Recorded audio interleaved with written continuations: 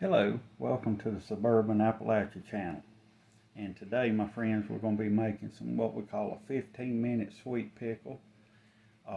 It's easy to do, it doesn't take forever, and they'll taste so good this winter. I'll be using some Chinese cucumbers. First year we planted them. They've turned out very well, and I hope you enjoy this video. And I'm going to be cutting up some of the cucumbers, and we'll start putting our ingredients together. I've got our cans on the canner on the stove sterilizing, and we'll go from there. Here's our cucumbers. I've had them in the refrigerator here in the basement downstairs in our canning room, sitting in ice cold water all night. So we'll start cutting these up, and then we'll show you how to put all this together. But I wanted you to see a shot of the cucumbers. Okay, my friends, we have all these cut up, and as you can see, they're about a 1/4 inch thick, 5/16 of an inch. And we have about a gallon fluffed, maybe 3/4 of a gallon, but I'll show you how to put all this together. While our cans are heating up, before we get into the recipe any further, I was going to read it to you. This will make a 1/2 gallon of sweet pickles, and I'm going to be putting them in the pint jars. So we'll use 2½ cups of vinegar, 2½ cups of sugar, 1½ cups of water, 1 teaspoon of cinnamon, 1 teaspoon of ground nutmeg, 1 teaspoon of whole allspice, and 1 teaspoon of salt.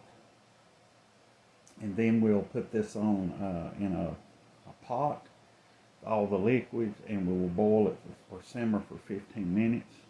We'll add our cucumbers into the mixture and simmer for an additional 5. Henceforth, it's called 15-minute pickles. And after we put that together, I'll be showing you that, and we'll be ready to put them in the jars. We have the 2½ cups of vinegar, 2½ cups of sugar, teaspoon of salt, teaspoon of allspice, teaspoon of cinnamon, and a teaspoon of ground nutmeg, and 1½ cups of water in a pot. And we will need to simmer this. And you can look down, you can see the whole allspice in there, but it needs to simmer for 10 minutes. Then we'll add the cucumbers, slices, and simmer an additional 5, and they'll be ready to can. We've added the cucumbers after the solution has boiled for 10 minutes. We'll simmer these cucumber slices in with the syrup for an additional 5 minutes, and then we'll be ready to put them into the jar. Now the cucumbers have simmered, as you can see, for 5 minutes, mixed all into delicious syrup. And now we'll take and start filling our jars. The jars have been sterilized and they're hot.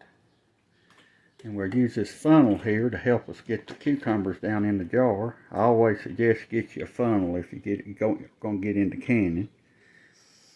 And we'll fill these jars. And sometimes you have a tendency to put more than you need in, so I'll just reach and put them back in the pot.